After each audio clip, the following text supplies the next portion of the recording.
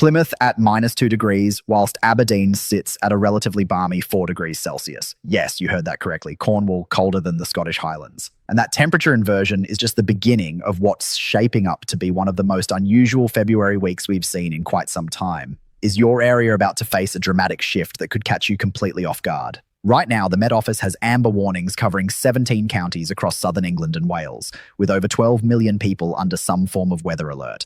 But what's coming next week could make this current spell look rather tame by comparison. I am going to give you precise timing for your specific location, break down exactly what the models are currently disagreeing about, and explain why tomorrow morning's data could change everything.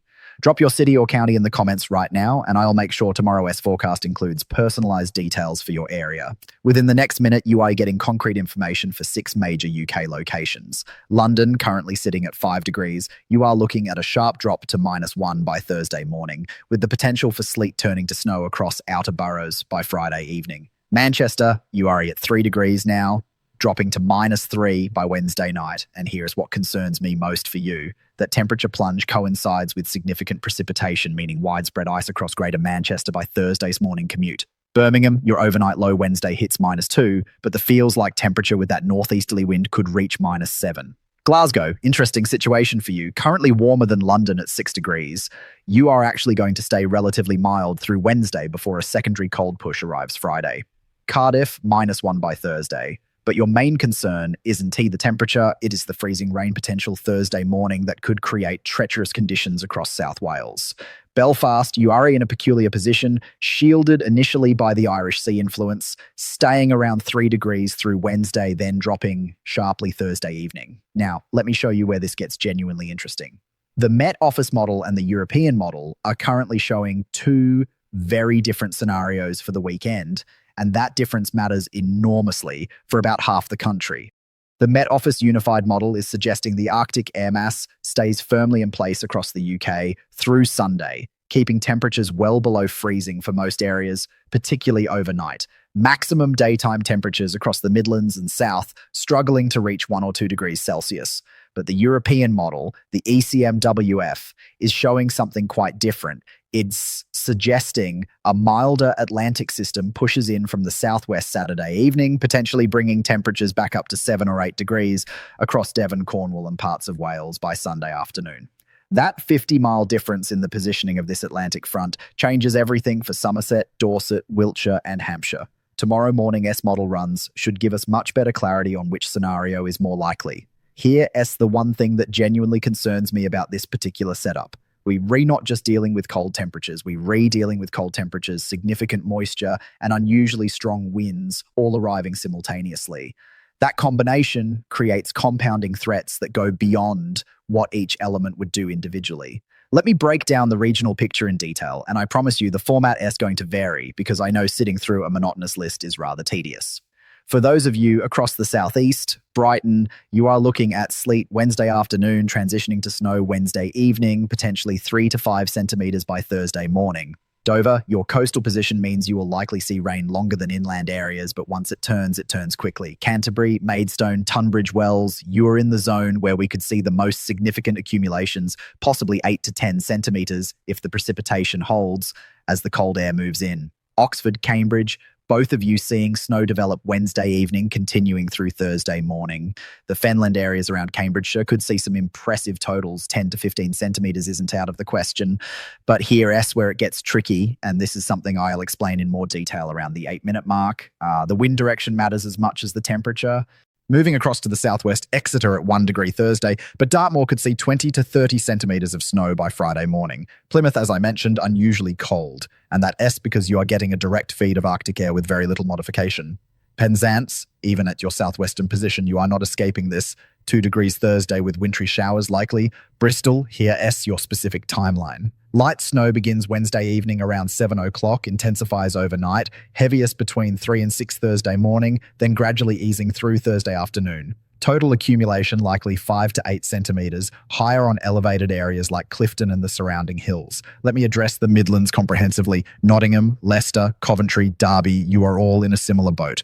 Wednesday night temperatures plummet -2 to -4, with snow developing late Wednesday continuing through Thursday. The concern for your area specifically is that initial rain Wednesday afternoon. Any surfaces that get wet then freeze as temperatures drop, create a skating rink effect before the snow even arrives. Sheffield, Leeds, your situation is marginally better in terms of snow amounts, likely 3 to 5 centimetres, but worse in terms of wind chill. That northeasterly wind funneling through the Pennines feels like temperatures of -8 to -10 Thursday morning. Bradford, Halifax, Huddersfield, same story, bundle up properly because this is proper cold. Moving up to the northeast, Newcastle, Sunderland, Middlesbrough, 5 to 8 centimetres Thursday, with drifting in exposed areas. Scarborough, your coastal position means lake effect enhancement off the North Sea, now then Scotland. Edinburgh, temperature drops from 6 degrees Thursday to -2 Friday, with snow showers developing Friday afternoon. Glasgow, similar pattern, though slightly more sheltered. Inverness, Aberdeen, -4 Thursday morning, staying below freezing through the weekend. Aberdeen could see cumulative totals reaching 15 to 20 centimetres by Sunday. The Highlands, Cairngorms, 50 to 70 centimetres in the highest elevations. Avalanche risk increases substantially. Actually, let me clarify something about these snow totals, because precision matters here. When I say 5 to 8 centimetres, I am talking about settled snow depth, not what falls. Compaction from wind, melting from ground warmth, these factors reduce actual depth. So 8 centimetres falling might result in 5 centimetres settled depth. Just wanted to make that distinction clear. Wales deserves detailed attention. Swansea, URI warmer than Cardiff initially, 4 degrees Wednesday, but catching up to the same cold by Thursday. Snowfall likely Thursday morning, 2 to 4 centimetres in the city, higher in the valleys.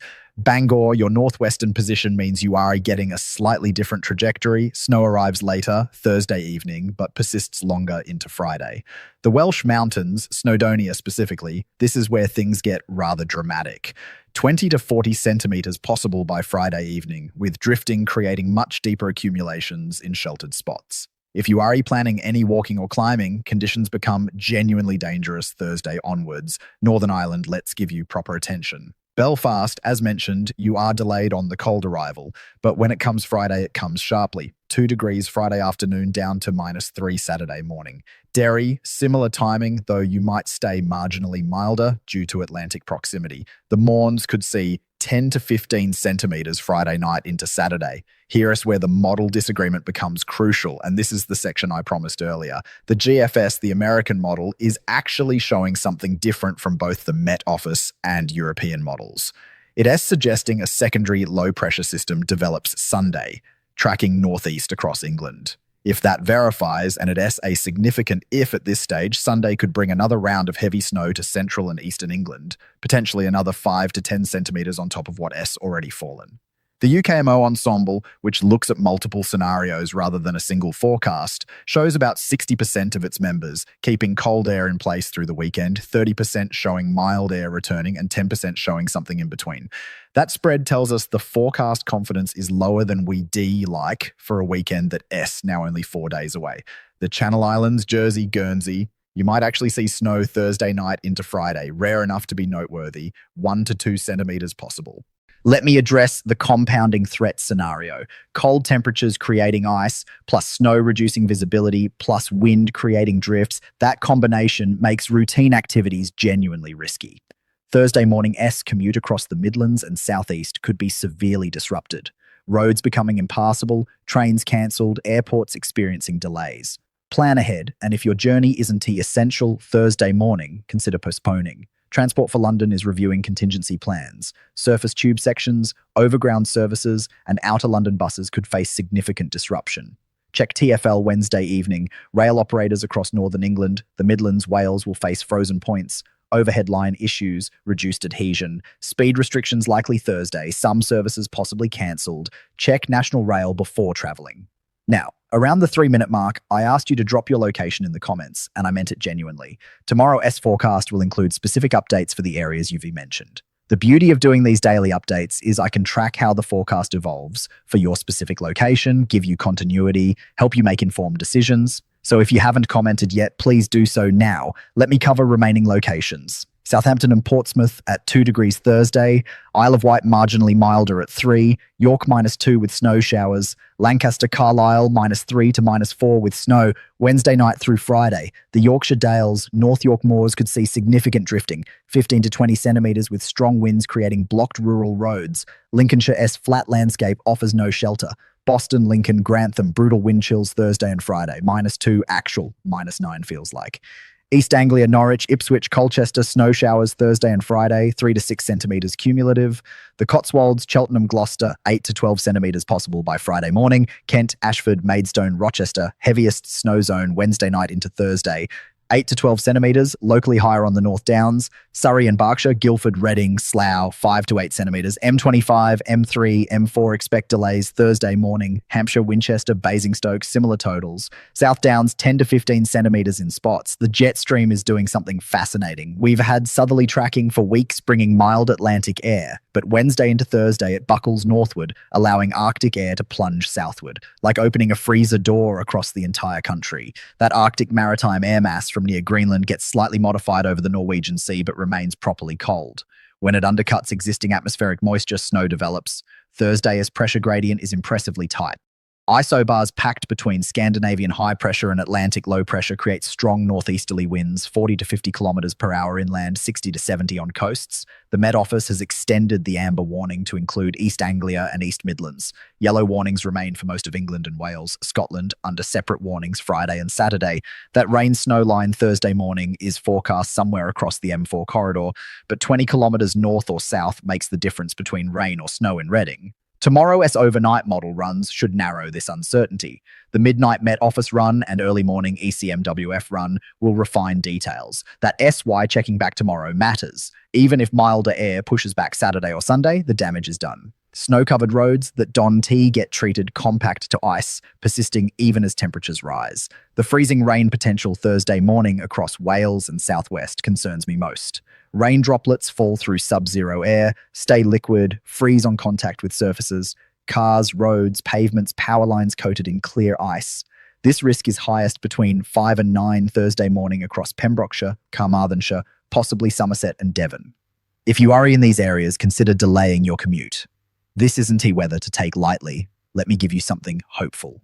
The second half of February shows signs of returning to more typical patterns, less extreme than this week. And whilst we re-enduring this cold spell, at least it is properly wintry rather than grey, damp dreariness. Wednesday evening into Thursday morning is the critical period. That S when the transition happens, when conditions deteriorate most rapidly, when the greatest disruption occurs. Plan accordingly. I'll see you tomorrow with updated timing, refined snow totals, and hopefully better clarity on the weekend. Your comments help me tailor tomorrow's content to areas you care about. Check back tomorrow because the 12-hour update could shift forecasts significantly. Weather forecasting remains wonderfully imprecise beyond a few days. Thank you for watching and engaging. Tomorrow's update will be ready by 9 o'clock in the morning, giving you the latest before Thursday's disruption begins. Stay safe, stay warm, and